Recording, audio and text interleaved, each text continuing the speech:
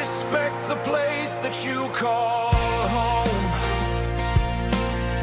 Respect the land in which you roam. Respect the country you were born. Let's take it back. Respect reform. Hold on to freedom, hold on to hope. Don't give them slack, don't give them rope. Don't walk and hang your head in shame. Be proud, stand tall, and we will reign. Here it comes the rain again. Upon our island shore. Sometimes to keep the weather out, we must close our doors. Fly the flag and raise your hands. Make Britain great, make Ireland grand. Remember how it used to be. Now fly your flags and sing with me. Take me back to yesterday. We didn't care for whom you pray. When streets were safe where children play. When life costs less, since then we've paid. Take me back to yesteryear. When a fiver brought you crisps and beer. And you could hear the country cheer. For what we love, what we hold dear. Here it comes the rain again. Upon our island shore. Sometimes to keep the weather out, we must close our doors. Fly the flag and raise your hands. Make Britain great, make Ireland grand. Remember how it used to be. Now fly your flags and sing with me. Fly your flags and sing with me.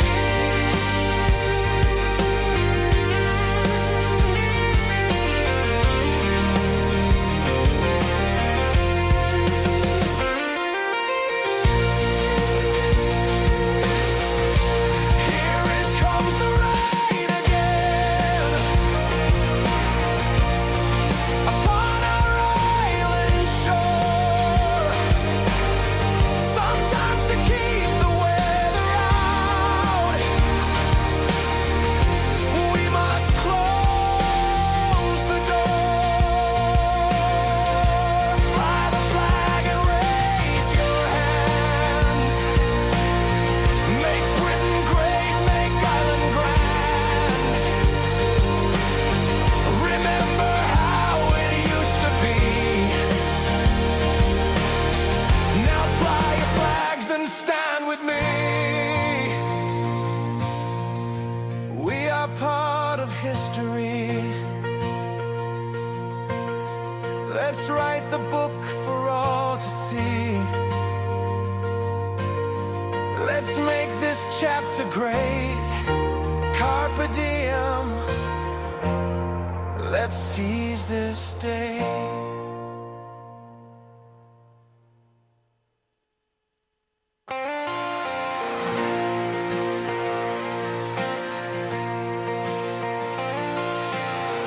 Respect the place that you call home.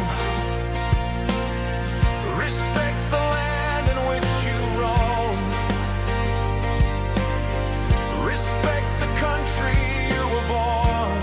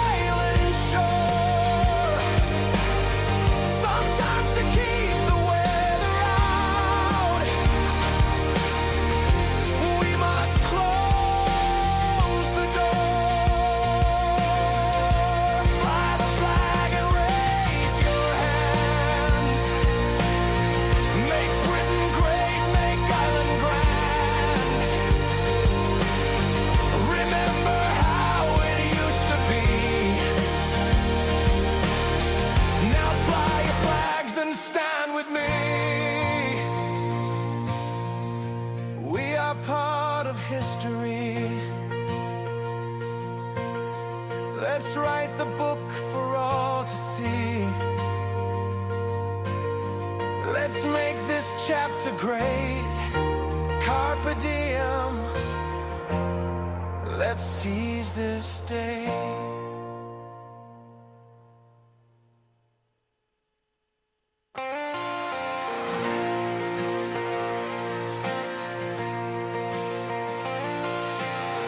Respect the place that you call home.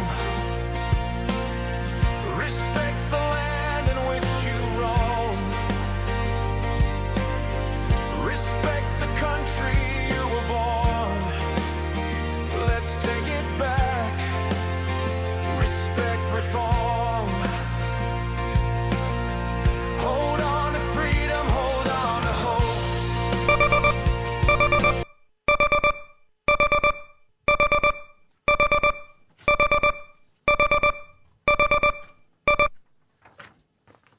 Hey guys, good evening. It's episode 55 tonight, a conversation with Neil Stevens.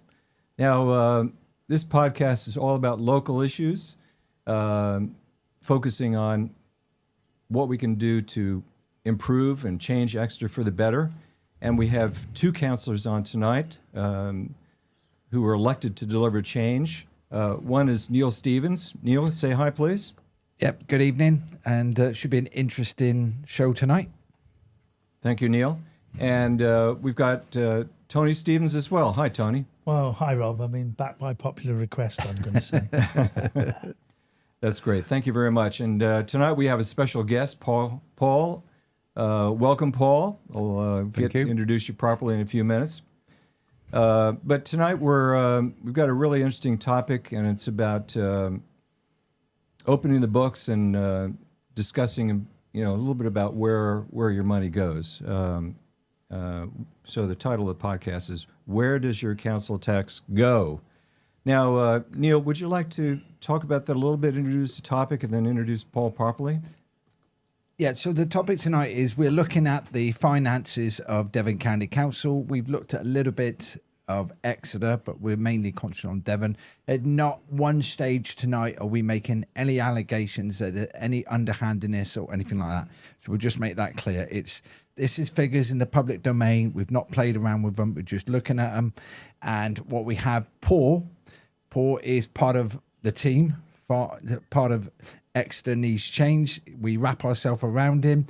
He's 72-year-old. He's a former banker and 17 years with the local government. So what we're looking at is, where does your council tax go? And it's following the money, understanding DCC spending, right? And it's all about the community, right? And about you getting involved in tonight. Before we start to go on out, we're not in a rush. I just want to, or we in this room, Anne Widdicombe, I bow my head.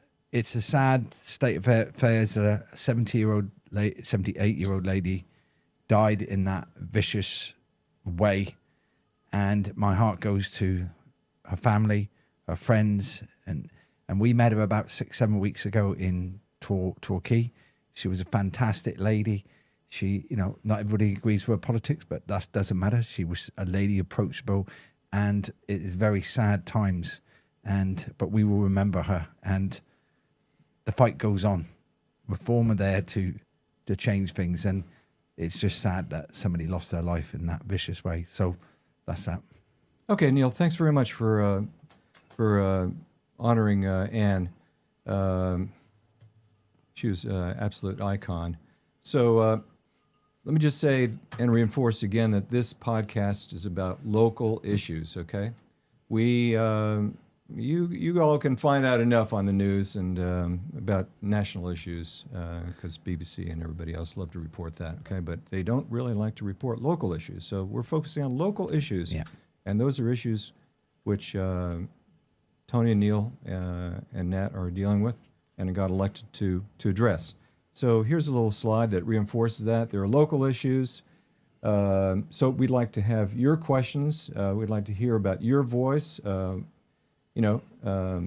What the future of the podcast should be, any topics, and And so maybe Tony, or you can just reinforce that a little bit by Yeah, I'm going commenting to on do a this slide double here. today, Rob. I'm going to read this one and the next one. So the podcast is about the community. So get involved tonight. Comment during the live stream, ask questions, and share your experiences. Tell us about any issues in your area.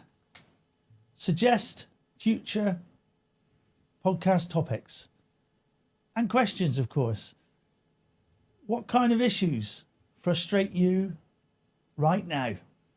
We want to hear from you. And I'm going to do the second one as well. Okay, let me just say, Tony, again, this is about local issues. You hit the nail on the head. Home run, Tony. Thank you so much. How about the next one here now, okay? Right, I'll do this one slightly better, if I can see it. Right, your voice matters. So let's have a conversation. Facebook, WhatsApp on 07355 429 205. YouTube, which I believe you've got to subscribe to. Messaging in comments, and you can also go to neil.stevens@devon.gov.uk. Okay, fantastic, Tony. So, again, these are local issues, and both Neil and Tony have been living in the area for 60 years, I think. Let's right, not Tony? give our ages away, Rob. Yeah.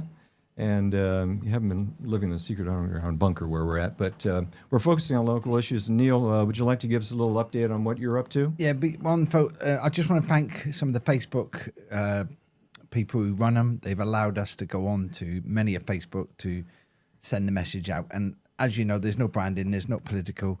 Paul is neutral. All right, he came along here, and same again, we invite anybody to come on. I just want people to come on and just be themselves. And it is trying to relay to our areas and Exeter and around what is going on. And we're going to deviate a little bit. We're going to talk about the LGR, what has happened today. But today was a fantastic day. If you haven't heard of Ranch House, Tony? Yeah, Ranch House, it's an independent special needs school that works in conjunction with Devon County Council. So we were invited there today as councillors, and we met a lovely, lovely lady, and she showed us all the way around. What an eye-opener. What fantastic people there. 58 students there from 2 years old to 19 years old. I didn't know it existed. I did honestly not know. But she spent 2 hours showing us around. Just going in there, looking at the students, you know, the little girl doing sign language to me, wanted to cuddle me, and I had to point out stranger danger, and Tony, they were just so, and the staff was fantastic. They just take their job so serious and loving. So thank you ever so much for today, and we will put a Facebook post out on that. And they will need support in the future, but they are doing a fantastic job. And these children need to be supported. And yeah, that was an interesting. Well, it was interesting for to be told all the red tape that they have to go through for some of their pupils. Okay, Hattock. Hattock was Monday. What does HATOC mean? That's the Highways and Traffic Order Committee. Highway Authority Traffic, yeah. Okay. And what is that charged to do, though? Okay, so basically what we deal with anything to do with roads, if they want double lines, they want to close roads off, anything to do with roads around Exeter and this area. And it's got Devon County councillors and Exeter City councillors. It was a long, drawn process on Monday, and we didn't finish the actual meeting. Okay, Dryden Road, everybody's heard of Dryden Road. I want your comments on Dryden Road. Ian, just because England lost, they deserved to lose. They played rubbish. Okay, and I'm a great believer the best team win. I don't know what you say about that, Paul. Did you watch football? You don't like football, do you? I don't like football, but it's the thing of free speech. I've got a thing down here. It says, I disagree with what you say, but I would defend to the death your right to say it. So that's what the principles of free. Let's have a conversation. I've got a different point of view with you, but let's have a mature adult conversation. Let's not make fun of each other. Well, just to add in there that England still owns the Falkland Islands, right, Neil? Okay, going back to the Hattock meeting. So it was voted to open Dryden Road. This is where the fun begins. As one councillor said to me, The battle has been won, but the war is not over. And what I mean by that, and I look at Devon County Council, I sent you a list of questions. If I could kindly answer, we want to know about the TRO. We want to know how you're going to publish it, how you're going to do the consultation, which has already been done. So you put a letter in the Express and Echo, 21 days. Anybody protest against it, you reply. But we should be wrapping this up and not wasting a penny more. All right? Then we can look at adding bits into it and everything like that. So what I'm saying is don't muddy the water. It was voted to be reopened. Would you agree, Tony? Yeah, it was quite an interesting one. It was a huge vote in favour of opening it, and now action needs to be taken. There seems to be delay after delay on this, and even once the vote had gone through, I got the impression that, like Neil, they want to delay the actual opening. Well, you closed it quick enough. Do the same opening it once you've done everything that needs doing, and you've done the the traffic road order. Yeah, what I couldn't understand it is you had an option 1, 2, 3, and then 3 had an option A and B, and it was over 2,000 people, or 73% voted to open the road. So then Devon County Council added option 4 and 5. And then back to 3, they said it would cost £1 million to do this, do that. Hang on a minute. You shut the road, and it was perfectly all right before they shut the road. So the bicycles used it, everybody used it, vehicles, pedestrians. But it could potentially cost a lot of money to open it again. Couldn't understand that, Paul, to be honest. This is his favourite picture. What's that picture? The money tree. The money magic tree. money tree. Okay, it's no problem. Give it a Thank shake. you. It's just like pennies from heaven. I must grow one of those in my back garden. So tonight Where do you get the seeds? we got Rob on again. Nice to see you. Rob, thank you for today. He was a parent. He walked around the school with us, and that was lovely to see. Anthony, I was going to come to you on tonight, but thought we wouldn't have enough seats. But sadly, Councillor Nat couldn't turn up tonight. I would have had you on. But we're specifically sticking to Devon right now. So what are we looking at? We're looking at following the money. So where does your money go? Right? Where does it come from? All right? Residents can follow it, can't they? We're going to bring Paul into it. And are the council transparent enough? Now, Paul, just introduce yourself. Okay, well, my name's Paul. I'm 72 years old. I'm a pensioner. For all but my married life, 5 years of that, my wife and I have lived in Devon. My first career was in branch banking. Some of you will be old enough to remember when that was an honourable profession, but I jumped ship 30 years ago because it was starting to go to the dogs.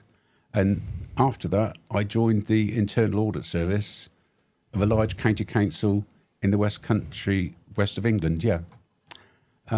What did I actually sort of look at? Things like corporate governance. Well, I don't want to be patronising, but if there's anyone out there that doesn't know what corporate governance is, in simple terms, it's the rule book. If you join a club, you get a rule book. Well, in Devon County Council and Exeter, they call it the Constitution. So it's important as to how they're going to do business. The headline message is not only should things be done right, they should be seen to done right. I've also sort of looked at my sins at highways, waste management, not my personal waste, which is a little over the top, public transport and buses, contracts auditing, and financial systems. So I think that gave me a pretty sort of good grounding, and I spent 17 years in local government before I retired. And do you enjoy retirement? Because it doesn't sound like you've retired. Yeah, I do enjoy my retirement, yeah. I mean, I think my wife and I were drilled into us by our parents, save, save, save. You must provide for your old age. But as we weren't blessed with children, all we've got to look forward with our savings is that we're taking in care home fees. So we're having a few, and have had a few, exotic holidays. Why not? So just want to mention Tina Stevens. Good to see you watching. Peter Anning again. Going to invite you on again. Gary, nice to see you. Ian, vast majority have spoken. The consultation overwhelming. Democracy worked on Monday. John Reed, nice to see you. Never should have shut Dryden Road. I had to take a neutral. I totally agree with you, and I'm allowed to say that now. But the battle is not. Sorry, the war is not finished yet. Hey, Neil, I'm super glad that John and Gary and maybe a couple of others in particular are joining us tonight because these are guys that have been with us for a year and a half and were part of the campaign team from last year and really delivered. In fact, both John and Gary went up north with us to Makerfield, and really appreciate their work. They're in the background. People like them don't get paid. They don't get any recognition. But thank you very much, John and Gary. Neil? Yeah. So Paul, what made you start looking at council? I mean, it's not just Devon, was it? You looked at Exeter as well. But let's stick with Devon. What made you look at the accounts? Because you retired. When I retired, I was looking forward to an easy life. I thought I'd done my civic duty, and I can honestly tell you that ever since the age of 18, I have voted at every single election that there's been. I thought I'd done my duty. When we lived on the edge of Dartmoor, my wife and I even got round to running a polling station on several things. And then something called me to arms. I think it's the English sense of fair play. It's probably 5 or more years ago now when the local NHS decided they wanted to close down the inpatient beds at Oakhampton Hospital. Now, this didn't seem to make sense, and so I knew that we needed to drill into the publicly available financial figures to see exactly what was being spent and whether it represented value for money. So that's what made me start looking again at council finances. Would you say, so you've looked at, this is public knowledge, all this, isn't it? Yes. Yeah. So you what do? You grab it, you analyse it. Yeah. I mean, let me say as a caveat, I'm not mandated here tonight to speak to you on behalf of any public party. I'm Joe Public. I speak to you as Joe Public, and this is what I think. I'm also aware that in the laws of this land, there's laws of slander and libel. So I'm going to be very careful about what I say, and I think you'll find that what I'm saying is the truth, and you guys have had the chance to check it. So you said, is the information publicly available? Well, yes, it is. Is it easy to see? Well, let's perhaps have a little bit of a boring thing, and I beg you, the viewers at home, don't turn off. There's something called the Local Government Transparency Act of 2015, which requires all councils to publish details of their spending over 500 quid. There's certain things that can be redacted, like personal salaries, sensitive information, but common sense, if a council, Exeter City, Devon County, employs an outside contractor to cut the grass, that comes into the list.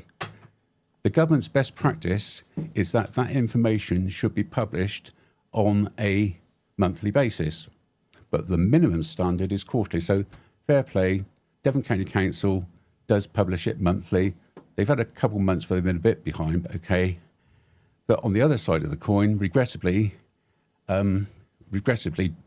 Exeter City Council only publishes it quarterly. So, okay, Neil. Yeah, so legally, do they have to do it monthly or quarterly? No, the minimum standard is quarterly. The best practice is monthly because we're talking about, let's not mess around here. We're talking about businesses with a multi-million-pound turnover. Yeah, so what you're saying, you would prefer them to do it monthly, but within the rules, they can do it quarterly. Yes. Would you say the council is transparent enough? No, not really. I mean, there's a phrase, the information is hidden in plain sight. Okay, interesting. So, like we've said, there's no, and what we're trying to point out is there's no magic money tree. Yeah. So, all you get your council tax comes from your council tax, your business rates, government grants, fees, charges, and borrowing, right? And that's where the money comes to pay for all these things. And let's just hold you a minute. Let's just jump off the subject to LGR. If anybody doesn't understand LGR, it is Local Government Reorganisation. Ian, I know you're up for it. There is some questions I'd like to put for people in a minute. Tony, what have you learnt today about LGR? We already knew the answer anyway, didn't we? Obviously we know that Exeter's been successful, so there will be four areas in Devon now. Exeter's borders will be expanded, so will Torbay's and so will Plymouth's. So Exeter now will take into account East Devon and various other areas as well, because you need to have a certain amount of population to do this. So I personally think we do need change. And Rob, I want you to come on to this. So I think as a system, it's broken. I think Exeter is broken. I don't know about Plymouth, so I can't talk about it. But, and Devon, so we've got, the whole system is broken. We're going to split it up. It's going to cost 70, 80 million pound to change the branding, Paul. The branding, the paperwork, the signs. And when I mean signs, that's the whole signs coming into Devon and all that. Yes, Rob? Okay, just backing up a little bit because we have, hey, by the way, we had 4,000 views last week. Some might have been for 1 minute. Most, I'm sure, stay tuned. But anyway, I mentioned that because some of the people may not be from Exeter. I know we have a few that are international people, actually. But local government reorganization is all about reorganizing services within the county of Devon, I believe. And that'll affect how Exeter City Council does their services. And it'll be a massive change. It'll be about 70 or 80 million pounds, I think, which will, which you, the taxpayer, will have to pay for. So get your checkbook out. So, and also let Paul just say that. What are you going to say, Paul? I have a confession, if I may. I have the T-shirt for the Grumpy Old Men's Club founding member. Oh. It's very, very easy to say, why doesn't Devon County Council or Exeter City Council spend more money on X, Y, and Z? It's very cathartic to have a whinge, but the bottom line is there's no magic money tree, so that's why it's so important that we drill down onto these figures to try and identify duplication and waste. Yeah, okay, so that's a good question. And this is putting out to the public right now, if you want the council to spend more, and let's forget about what's happening in the future, where should the money come from? That's a good question. All right, and I'm putting that question. So does it come from local government? Does it come from increasing council tax? At the end of the day, the residents, the people of Devon pay for the services with X amount coming from. Go for it. Why, we're all getting upset about potholes, so why have potholes of highways management been an easy target over the years? Shall I tell you my opinion? Yeah, and I can tell you my answer. If you want to close something like a sort of children's centre or a sports centre, the democratic process, you'll get people at County Hall waving banners. Cutting down on roads maintenance, they've been doing it for years and years and years. No one actually gets to County Hall waving banners. It's only when your car goes into a pothole and demolishes your wheel that you actually feel what's happening. It's what they say. It's not a sexy topic, right? No, this isn't a sexy topic at all. Potholes I'm talking about. Yeah, but let's look at potholes. The pothole money has to come somewhere, and it doesn't matter which party is in charge of the government, right? The easiest way is to reduce the money for repairing. So what happened in consecutive governments, they have reduced the funding to the councils, right, which then they have to find that money from somewhere else. And then the potholes is a big spiral. There's not enough money in the pot because we could say they're wasting it on other projects. I'm not there to say what they're wasting it on, but the easy way to do it is take money away from Easy Fix, and that's what's happening over the years. To repair your roads in Devon alone is £350 million. And I want to come back to the LGR at the end. Okay, can I just mention one thing about the LGR, Neil, because you mentioned potholes, which is Tony's favorite subject, right, Tony? Always a favorite. But so Devon County Council was in charge of the potholes, or is still, and under the LGR, I guess Exeter City Council will be in charge of the potholes, right? So, but they won't be called Exeter City Council. Okay, assuming that's the case, Neil and Tony. Assuming that's the case, somebody from Exeter City Council is going to have to manage that. They're going to have to hire a new resource. Let's go back to. So, what do you think about that? Yeah, that's a good question to ask you in a minute, Paul. Let's dig deep into what we're doing right now. So, right. So let's just say, Paul. The question is, where's the money going to right now?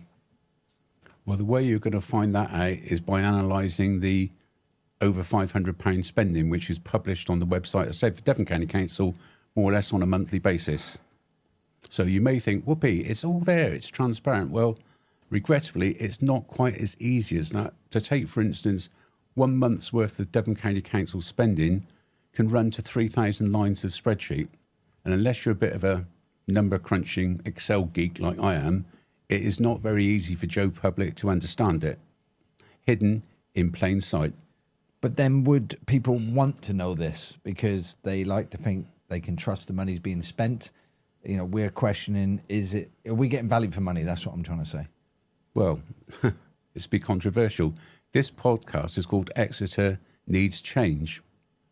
I would say to you, does Exeter deserve change? I mean, at the last Exeter City elections, the turnout was 45%, which we told is good. So does that mean that 55% of the population couldn't give a toot, and they must be very delightfully happy? Or they're happy with what the status quo is? Yeah. Rob? Yeah, maybe give you an example of why people should care, but it's very difficult, to get there with the current way that we're doing things. It's just checkbox issuing data. People don't understand the data. But for example, the Cllrs contract for Exeter City Council, a couple of headline figures. I think it was, if I remember right, it was a 15-year contract. Now, I'd love to have a 15-year contract. When I was working for the NHS, you couldn't award over a 7-year contract. And I believe an extension was, this might all be further investigation, but I believe an extension was just issued under a negotiated procedure, or maybe it was the original contract was under the OGU negotiated procedure, which is not a really great procedure because you don't really get in a good competitive environment. So, that I think the spend on that is over 102 million pounds already. So it's a significant amount of money, and it should be very transparent at what the procurement department's doing. Paul? Yeah, can I say that for the public, Exeter City Council is obliged to publish what they call a contracts register, and you can see all the contracts over a given size and how much is actually allocated. You must be a bit careful because it will give you the total value of the contract over the term of the contract, so it's not the annual spend, but that is a document which we can make available on the website if the technology permits. Similarly, to show that with fairness, we're not Exeter City Council bashing tonight. Devon County Council has got a contracts register, but as it's part of a consortium, I've had a quick look at it, and it's very difficult to interpret, and I'm going to defer to Rob over there to perhaps give me some help. Thank you. Neil, Yeah, you want to good, 'cause comment? the questions are coming in. Normally I say them to them, but I love them. Right, Devon County Council own 2,800 buildings and plots of land. All right, that'd be interesting to see what happens there with all that, Tony. Remember Yes, when one of them's County Hall, of course. Yeah, so that'd be interesting. But the best question is, which we've actually got an answer for, how much each month is spent on consultancy, third-party contracts, outsourcing. This is very interesting. When Paul sent me it and I analysed it and looked at it, I was gobsmacked with both areas, i.e. DCC and Exeter, how much is spent on consultancy fees, Paul? And I think you can answer this, because why have we got staff? I mean, the way I look at it, shutting a road, and I'll go back to Dryden Road, for example, you shut the road, they've shut loads of roads. They must have had consultation, but then they had to spend 55 grand to get outside people to do a consultation, blah, blah, blah. Well, surely aren't the people in Devon County Council trained to do all this? Or are we paying out people? I don't understand all this. I think some of it for consultancy is like a perpetual merry-go-round. We've always done it that way, and no one's really violently objected or made an effective change. So the merry-go-round will keep turning. I mean, what do consultants do? In my experience, they come in, they talk to the staff, and they'll actually then produce some results. Well, maybe giving an example because I was a consultant for a long time anyway in the NHS, but local government reorganization.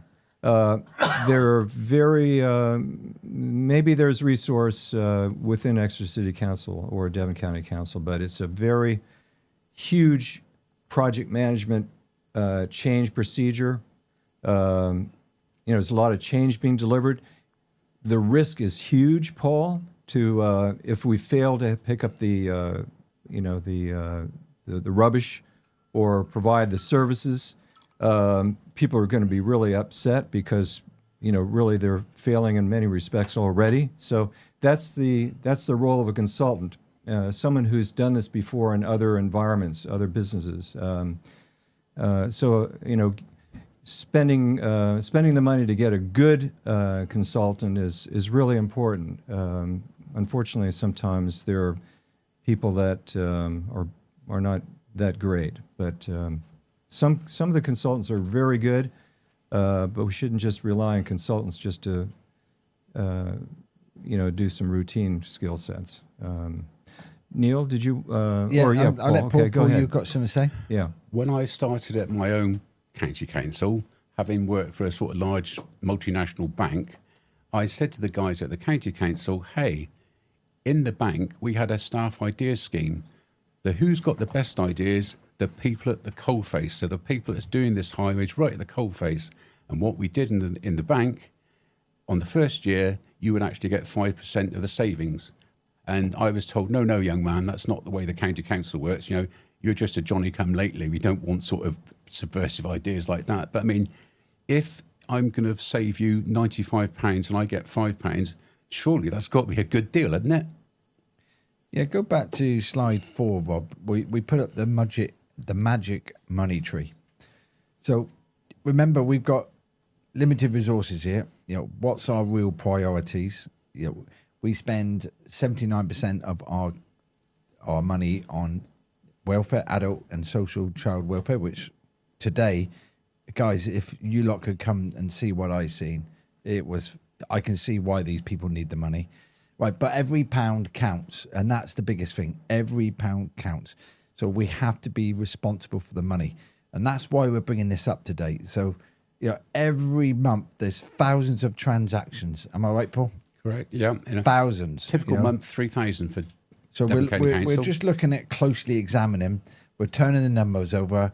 All right, they are transparent, so there's not one stage of we trying to be underhanded or we're making any accusations. But let's go back to that question which Ian asked. Can you remember how much money is spent on consultation third-party contracts? This will all be published, by the way. We're going to put it onto Exeter Needs Change webpage. It's totally your work. You're not connected to us. You've done this as an independent person. Go for it. And what I did say to you guys, are some people looking at the screen and saying, this guy, Paul, must have a screw loose, whatever he's quoting can't possibly be correct. And I said that I wanted you guys just to check the figures. You haven't mentioned any figures. So let's just throw... Oh, no, I've got the figures here. Right. Yeah, I've got the figures. Oh, Christ, you're jumping the gun here, right. Paul. Yeah. Blues Forsyth, play your cards right. Okay. Published payment analyst. Right, April 2026, 55.5 million. May 2026, 38.9 million. June 2020. So I have done my homework, Paul. What are these figures, Neil, again? So total in them 3 months, 136.4 million. For what? Nearly The contracts? over 500. different payments and all Different that. payments. Okay. In Devon. So that's 9,000 payment records happened in 3 months. And I'll repeat them figures. April, 55.5. He didn't think, no wonder my wife wants to leave me. I'm analysing your work, making sure we get it correct. May, 38.9 million. June, 42 million. Total, 136.4 million. We're not saying anything wrong, but what we're just looking at is every penny's got to count, right? 9,000 payments. So we're going to scrutinise that because that's my job. All right. Remember, right? They do publish the payments on their own. They don't tell us whether the spending was good or bad. So out of that 136.4 million, Rob, and you used to work for the NHS. So when you spent that amount of money, did you get your money's worth out of it? So if you go into a shop and buy something, you expect a product. At the end of that product, you either say it's good or bad. If it isn't bad, you take it back. So if you spent 136.4 million, there's 9,000 payments. Do we check on them 9,000 products? That's a question, well, Paul, to you. I can address that, maybe at least one aspect of it. I worked at many NHS trusts, and unfortunately, most do not have a contract manager. They just want to do bish bash bosh procurement department, over to the contractor. And so one of the trusts actually asked me and one of my colleagues to stay on to manage some of the contracts. It was incredibly useful because in the contracts, for example, the larger ones, we have what we call KPIs, key performance indicators. Ian Frank will know that, but which require the contractor to report against those. Now, when I first joined the American Air Force in 1976, I was in this engineering squadron, and we had hundreds of workers. The landscape has changed. We outsource all that now, for example, to Cllrs and Exeter City Council. And whereas before, you couldn't really understand the spend because it was all massaged. It was direct spend to employees. At least now you can see what the spend is to the different departments. But to answer your question, Neil, is contract managers is a very important aspect, and largely public sector organizations fail at that. A good example, I'm not sure, because I'm not sure anybody's answered the question, but the Stagecoach contract, I still do not know who the contract manager is for that. So that's all I know about that. Right, before Paul jumps in, sorry, Rob. Right. So you analyse, you download the publisher data, you check the totals, you group payment, the same supplier, rank the supplier, group spending by service areas, check the calculation, you produce a summary. That's what you've done for me. Am I correct? Correct, yeah. Okay, so carry on. In the words of Max Bygraves, I want to tell you a story. In the good old days, you would say, well, how can any of this spending go off the rails? Well, let's take the Matford Brook Academy, but we don't know. Back in up until 2015, there was an arm of the government called the Audit Commission, and their responsibility was to actually come in and go to the books. As an internal auditor, they would come to me or my team and say, what work have you done, for instance, on payments? I would show them that, and hopefully they would say, yes, we think you've done a good job. We just need to do a light touch on the rest. Heaven help me if they said to me, and then they tell my boss, I don't think you've done enough work on this, Paul. We're going to take this to pieces and do it again. Back in 2015, it must be the Conservative government decided to abolish the Audit Commission in their infinite wisdom. And what did they replace it with? External audit, private people. So you've got the big four accountancy companies. I looked at something online and it said, it seems to be a merry-go-round of the four people. They make some monumental, what's the polite phrase, cock-ups, mistakes, where they've actually certified the accounts of certain things just before they go bust. And, you know, they cry crocodile tears. They maybe pay a fine of a few £1 million, and off they go on the magic roundabout to audit another people. Yeah, right. So let's go back to where does the money go? So major services area, which include, so we can look at about things might not actually work correctly. So you've got, so you collect the council tax in, and I think Ian basically pointed out 92% go to Devon County Council and the rest go to Exeter and so on. Right. So let's look at this. And the big questions we're going to ask, which people don't want to talk, you've got adult social care. Well, that's going to get bigger because people are living longer. And I like to think everybody who's worked and contributed needs to be looked after. Disagree with that? I wholeheartedly agree. It brings you to a national issue to say, if the population of Devon is ageing and we've inherited a lot of people who've lived up country and not used it, is it fair that the bulk should be borne by Devon County Council? Should it not all be a national expenditure where the money goes in the pot and every council contributes a fair whack towards it? We're disadvantaged because we've got an ageing population, because as the guy says on Radio Devon, we live in a wonderful place where other people pay, but we live here. They pay to come on holiday, but we live here all the time. That's interesting how you do it, because you're wiser than me on facts and figures. So we've got an ageing population. Yep. We've got to provide adult social care. We're individually doing this, adult social care. And all the, you know, we use foreign nationals to do it, and they do a fantastic job. I could go down the road when they tried to pull me a bits on BBC's whatever. So you're saying that the government should proportional give the money out, and how would you? How theoretically, it's a good idea, but how on earth would you do it in practice? I really don't know. It's the judgment of Solomon from the Bible, isn't it? How do you do it? Okay, Mike, get Rob. I was just going to say, I've been in the UK for a long time, actually, so this may not be true. But got a British passport. But anyway, in the US, largely, the schools, the public schools, are paid for by the local residents, and I think that really is great, because that way you get local representation on the school board, and there's accountability. I think if there's one or two good things about what's going to happen with this reorganization, guys, is there'll be a little bit more, maybe hopefully more accountability at a local level, so that there's, for example, potholes, or maybe weeds is a better example. I'm really looking forward to this, Neil and Tony, because in a year or two's time, we'll be able to go right to the head of the council and say, could you please deal with the weeds? And won't be this infighting between Devon County and Exeter City Council. Does any of that make sense about accountability? I think, yeah, it's got the potential to be wonderful. Is it a bit like they call it the curate's egg, good in parts? I mean, this reorganisation, we are getting it whether we want it or not. It's got the potential to be good, but I think we need to sort of be drilling down on these figures. It's something I came to in my research. It's very interesting. I think lots of councils, Devon County and Exeter City, are guilty of what they call mushroom management. And what do mushrooms like? They like to be kept in the dark and have lots of manure heaped on them. I like that, yeah. That's my personal opinion. I'm not mandated to speak for any party. That's just me as the grumpy old man. Okay, so let's go back to some of the questions here. John, you're watching. I'd like a question off you.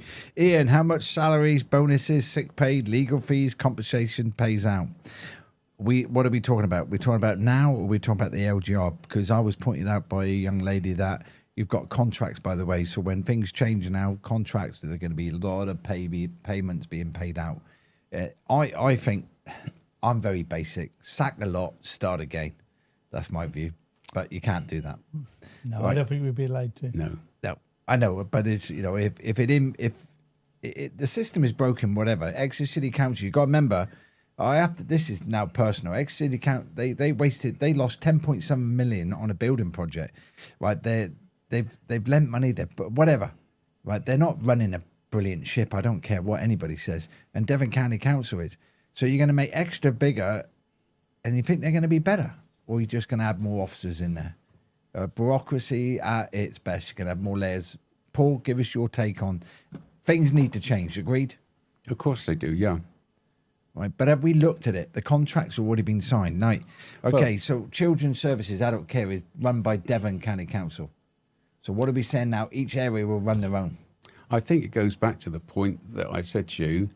The people at the sharp end have probably got the most sensible ideas. The people at the coalface dealing with these problems on a day-to-day basis, they're not high up on the echelons of management. They're just there at the coalface doing their best, slogging away, the thankless task. Yeah, too many top chiefs, I call it. Let's go back to Children's Services. Right, if I could get a group of you guys, whoever wants to come along, right, Ian, whoever, I'll organise, if we could, back to that school. It's an eye-opener, Rob. It is an eye-opener. And every penny we spend to support these young children, I mean, these children are 2 to 19 years old. They have disabilities. Some of them can't see. They will need care most of their, Some all of them their can't adult hear. life. Yeah, but they deserve to be looked after. Yes. All right, so I don't mind my money going to that. I don't mind that at all, because it's an eye-opener. Education, be it highways, roads. Well, remember, this is not Devon County Council fault. The money's being kept at the top. Somebody said to me, Paul, why do you pay your car tax? What was the original car tax for? The roads. Tony? Well, yeah, it's for the roads and Rob? to keep the update of the roads. I have no idea. Car tax was there to maintain the roads. To be honest. So where did we lose the track of the money? Well, it's just another tax. then. Every penny on car tax should be invested in the roads. That's my view. Or Probably is that- goes am I- into the magic money pot or No, something. it goes That to money your, tree I that like Paul's your got. mushroom bit. I like that. Yeah. Yeah, there's quite But a few it's just mushroom become farmers out another- there. It's just become another revenue stream. Yes. Not Okay, used for what it's Paul, meant for. give you a credit, Paul. Great podcast today, guys. Paul, hats off to your investigation skills. Seriously impressive. And I have to say, Paul, the stuff you've been sending me over the last some months, I've had to stay up quite late at night, and you have your own folder now. You do know that. I'm guilty of thinking become a bit of a pain in the backside to you by keep bombarding you with emails. So I'm No, sorry. you did upset me the other day when you said, well, you didn't reply for me for 72 hours. So now I replied to him in 24 hours. Yeah. In a minute, it would be good to sort of listen to some of the expenditure that we do. Yeah. I think Right, that so- should be sort of brought out. I think we're not losing track, but let's just go back to suppliers and identification. Yeah. How do they ID suppliers? And the question we're going to go back to Ian in a minute is about consultation. We can bring that up in a minute. So explain about this. So, you group suppliers, you identify them, you receive, and who receives the largest payments, etc. Yeah, well, that you get it into a mega spreadsheet. You then sort it by sort of value thing, and you then get what I've called the supplier name list. That's what we're going to publish. And for the whole of financial year last year, who comes in number top for Devon County Council? Oh, M Group Highways, 2,400 transactions, £66.4 million. Well, there we go, see. Oh, number 2 in the charts, Cllrs Recycling, 13 million. Kylie Brothers, 11 million. Recycling what? That's Cllrs Cllrs. Recycling. Okay, yeah. Sorry, I Kylie wouldn't- Brothers, 11 million. That's right. Plymouth City Council radius account. Do you know what a radius account is? No, and 'Cause I these are don't. the interesting ones Well, that we it's you only have to find out. 10.8 million. There we go. Well, hang on. Remember, we're not picking folk. So what is it, in your view, as an experienced gentleman? It's just something we need to know what it's been spent on. So you're going to say to me, how can we actually do that? Anything that goes through the Devon County Council system is coded against supplier name, expense area, and service code, something like that. So you can actually see what it's been actually coded for to give you half an idea. Yeah. Okay. So We'll the keep you largest, waiting what's on your that largest supplier, you said? The M Group Highways. So that's all your roads and changing, painting lines, I guess so, yeah. tarmacking. Yeah. I mean, It's got to be road Bob, maintenance. Yeah. road maintenance. That's mean, what I would assume too. Which It's- is it's- one of the things yeah. I'd like to see done when Exeter does take control of this area and the other bits is to bring the highways in-house. Run it ourselves. Go can on, I go make a Paul. point? Yeah. Make a point from history. 20 years ago, Exeter City Council did maintain the highways within the City of Exeter. For whatever reason, Devon County Council, they claimed an agency, and for whatever reason, Devon County Council revoked that agency. So obviously that was the start of the sort of a little bit of a tit for tat that they weren't exactly overjoyed. And what happens then is what they call TUPE, Transfer of Undertakings Protection Employees. All the Exeter City Highways team came across to Devon County Council. Well, that's going to happen on the LGR. Yeah. You do know that. Yep. And they And needed also a there'll month be a to lot go, of money to go paid and out. meet them and look at their books. And Jolly Joe Muggins here didn't put his hand up, but someone must have kicked me at the backside. Rob's telling me to hurry up here, Sorry. and I like that, Rob. So basically, what we're looking at, right? Who actually monitors the contracts? Who knows the secrets of the black magic box? Because if I'm right, you've got to have free contracts or free proposal to get a contract. Am I right? I believe so. I mean, I have to tell you, my procurement knowledge is a wee bit out of date, so I would refer to Rob for the most up-to-date thing. But yeah, And these are questions I'm asking. Do you think it's right for Tony and myself and Nat, if he was here, to scrutinise these contracts? I think you'd be negligent if you didn't. I mean, can I actually tell you what I think's wrong with the system at the moment? You've told me that you're interested in the Section 106 agreements, which is planning gain. You tell me that our chums in Devon County Council insist on you making Freedom of Information Act requests. Well, I cannot understand that because you hold a privileged position. You should have almost access to all areas, and I do not understand why, as elected county councillors, you do not have access to the DCC whole accounting system, and that should be what they call read and print access only, which means you can't update any records, but nothing's out of bounds to you. And I just cannot understand the status quo, why they're making you be at arm's length and say, you make a Freedom of Information Act request, Neil. Yeah, it is always a struggle. I have to try tell and find you, out the after, information. after the podcast the other day, the 106, I have done a Freedom of Information Act before I did it, and they have given me an answer, but I haven't read it yet because I've been analysing all your data sheets, Tony.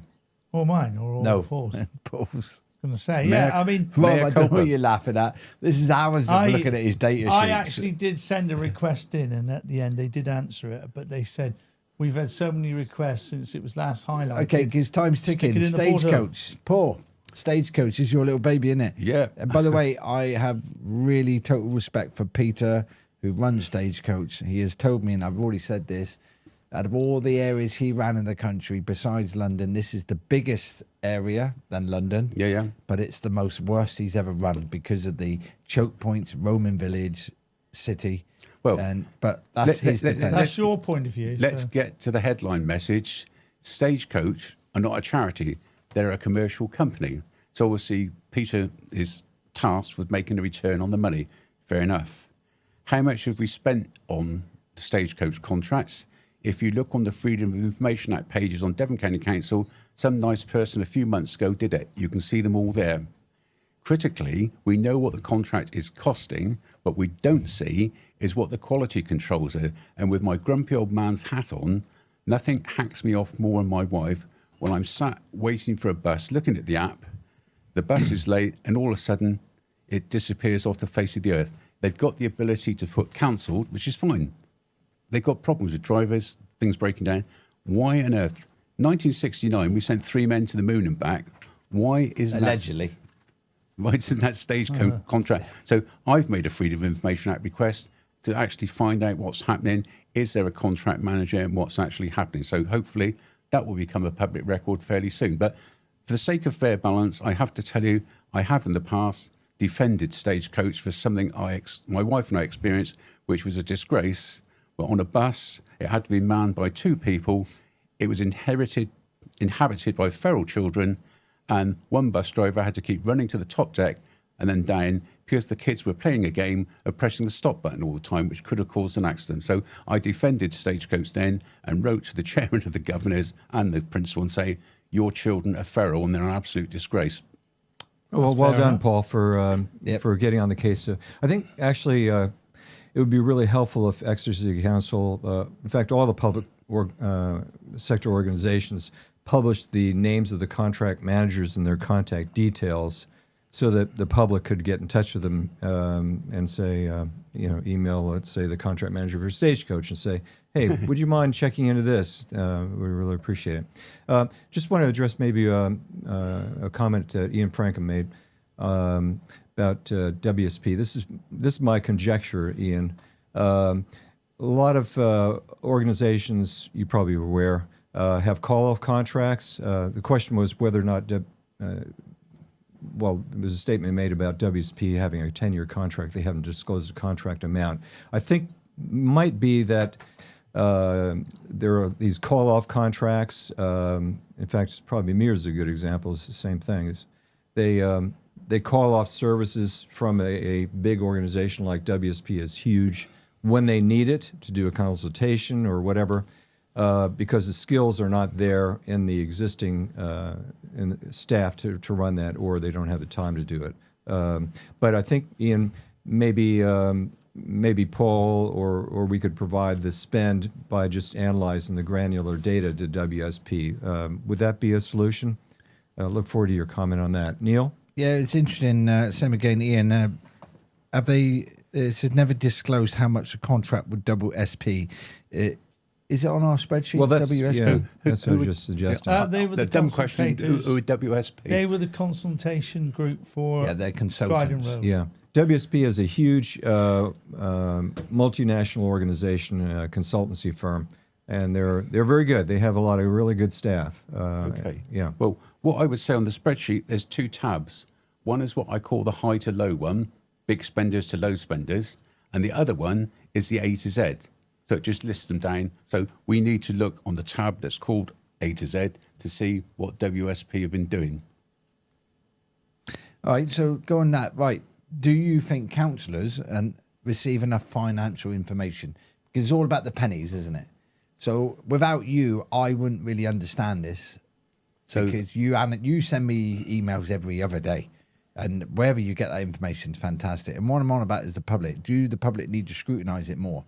Well, why I'm asking this question, because we are spending millions on consultation. If I remember right, it was over 3 million either Exeter City Council or Devon County spent on consultation. Yeah, in a short period of time. Just add to that a little bit. Just Google this, but it says WSP is a Canadian engineering and professional services consulting firm providing technical advisory services. Blah blah blah. So it's huge. You've got a huge. Rob, we've got professional Devon County councillors. Well, for example, Neil, I go back to my previous comment where to run a huge project such as Dryden Road. Sorry, I got to do local government reorganization. Someone will need to manage that as a project, and it's a very complicated project with hundreds of contracts for sure, and it has to go exactly right. The councils do not have the resource to do that. They are maxed out as they are, and they do not have the expertise. They've never run that before. I'll give you an example. I spent 5 years at Brighton on an over $500 million. What are we talking about? What are we $500 talking million about, contract to build a huge hospital. They did not have the resource to do that locally. They had to bring in some other people, like, for example, myself and many others. Well, go ahead. What Neil. you're saying is, so they've DCC, right? So this organisation has basically done 500 jobs. You're talking about LGR now. I'm giving you an example of the reason why consultants are brought in. Yes. Okay. Personally, why isn't there maybe a more local consultancy instead of this global multinational? And part of the reason why, which is not good, is because there are these framework contracts which only huge companies can largely get on because they're so complicated. Whereas, like, if, for example, Ian Franken and Rob Sheridan, we wanted to start a consultancy, which I wanted to do many years ago, we would struggle to get on that framework contract. So as a result, we don't have these local knowledge people. Yes, the system needs really looking at a little bit. We could open I'm going to carry on this. Come on, Paul. Very simplistic. Some people would say in local government, the more someone charges a consultant, the better they are. You can't have Mr. A because he only charges £400 a day. Mr. C, who's done some work for us before, he charges $800, and he must be a lot better. Well, that's simplistic and it's plainly not always the case. Yeah, but going back to what Rob said, which bugged me a bit. So if we've got, with respect, sir, right, we've got Dryden Road, you need consultation to close or open the road. Okay? Yep. LGR is totally different. Okay, that is massive. That is going to produce more money, more pounds. Nothing's been thought about properly. And I can tell you that because when they roll contracts over, people are going to get penalised. And who pays for it? Well, I don't understand your point, Neil. The taxpayers. What's your point? There is no magic money tree. So every time we've got a big project, we have to bring experts in consultation. Yes, exactly right. Well, so we've got 500 projects. Neil, the council does not have anybody sitting around that can manage a complicated, I don't know about Dryden Road, it's a consultation that has to get right. We're not talking about the LGR, we're talking about Dryden Road. Okay, so I don't really know about how complicated that is or not, but largely council's staff are overstretched as they are, okay? They've got sick leave going on, whatever. And to run a consultation, and especially Dryden Road, it's got to be done right because there's a lot of controversy and a lot of interest in it. You just can't have somebody raise their hand from the back of the classroom and say, "Oh yeah, I'll run it. I've never run one before." Okay, so good question here from Ian. How many WSP local planners were formerly DCC employees? Ooh. That's a question. I don't know that answer. No. I know, Paul might be able to find that out. Okay, because we're time running now, Rob. We're going to look at, questions to Paul. What surprised you the most? The sheer volume of spending and how potentially difficult it is and how it's not been made available to the public. I mean, as a sad man, I've looked at the Devon County Council Constitution. I know from the Constitution that when you guys were elected, you received induction training. So my question to you guys would be, did no one tell you about the Local Government Transparency Code? Did you not know these figures were available? No. But it's a multi-million pound. Would you invest in any other company with multi-million pounds and then not say, don't worry, it's patronising.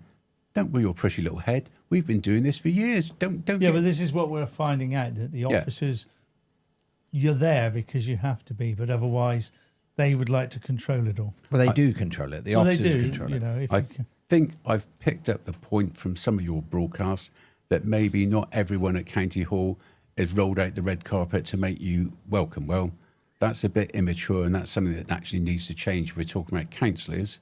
But with regards to county council or city staff, they are obliged to treat all elected representatives with impartiality. Now, the only way you can get round that maybe is if you ask me a question, I'm a county council employee, and I don't happen to like you, maybe I answer the question. If I don't like you, I don't offer any additional information. So from Neil's army days, I say to someone, quartermaster, are all the ration packs ready to go? Yes, sir, they are. I don't like you, so I don't volunteer the next page in there. And the quartermaster, but by the way, sir, the ration packs are available, but they're out of date. So you get my point. They'll answer a question. They'll give you half an answer. Well, they'll answer to the minimum they've got to. But, you know, this is the sort of stuff that needs to be called out, isn't it? Right, so we're going to, one thing tonight, right, is it's about local government finance. So that's what because we're running out of time. We could carry on this subject. It is more, when I put this to everybody, it's more complicated than many people realise. Do you agree, Paul? I would say that we've got a huge mountain to climb, and by publishing these figures, hopefully some members of the public will actually join us. And just because a mountain's high to climb, like Everest, doesn't mean to say it's not worth climbing. Yeah, I mean, but remember, we have to pay for adult social care, children's services, education, highways, roads, transport, wage, community safety, public health. It's all going to change in the next the next year, and we'll come on to that in a minute.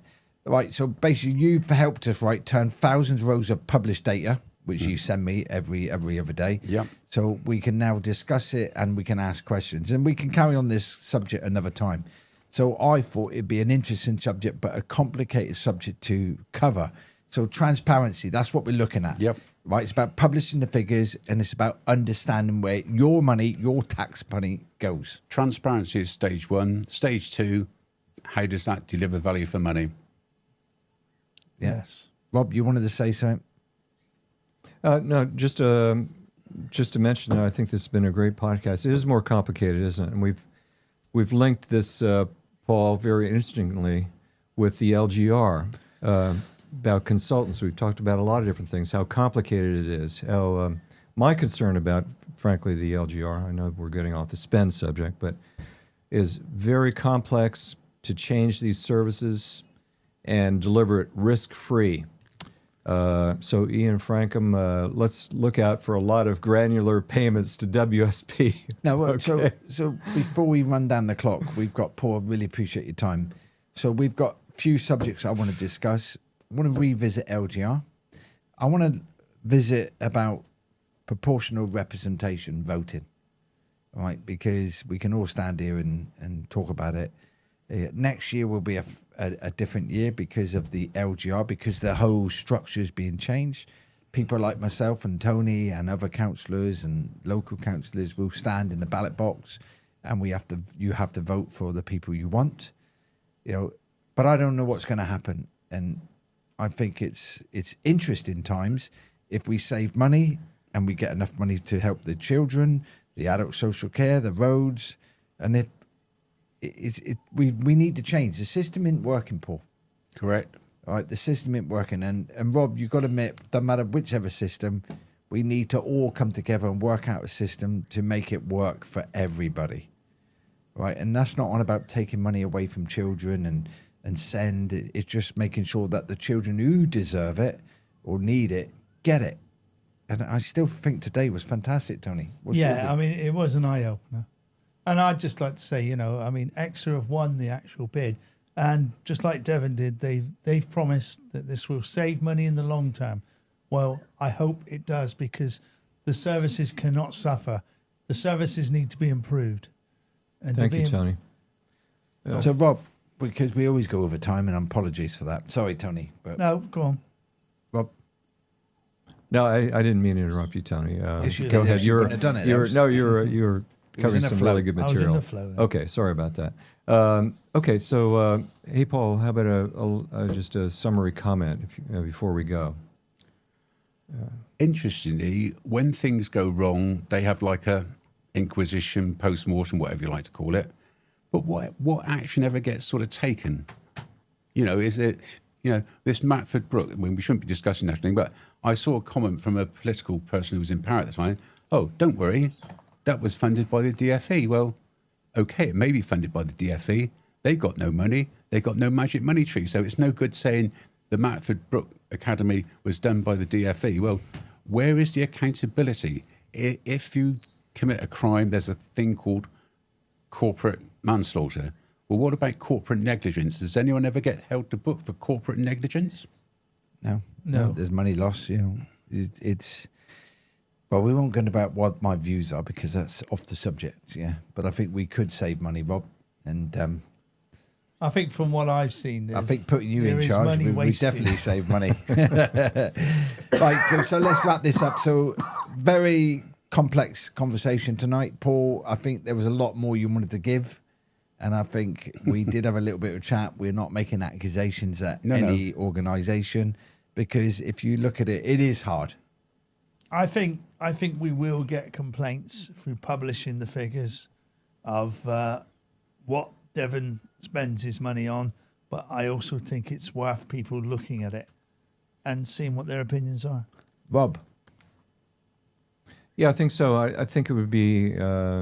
we talked tonight about opening up a few other aspects to it, like who the contract managers are for these contracts. And Paul, again, hats off to you for asking these kind of questions. Neil, what's your final closing thought here? Douglas, thank you, is called a wash-up index. So basically, it's index now. It's be interesting because we're going to invite Ian back on, and that's not about Dryden Road, Ian. We're going to invite you back on regarding the LGR. Your views were very interesting, that you agree that Exeter should take over. Phil Bialek, I'd like to invite you on. It would be lovely to have the leader of Exeter City Council. We have a very good relationship with him. It'd be interesting to see his views.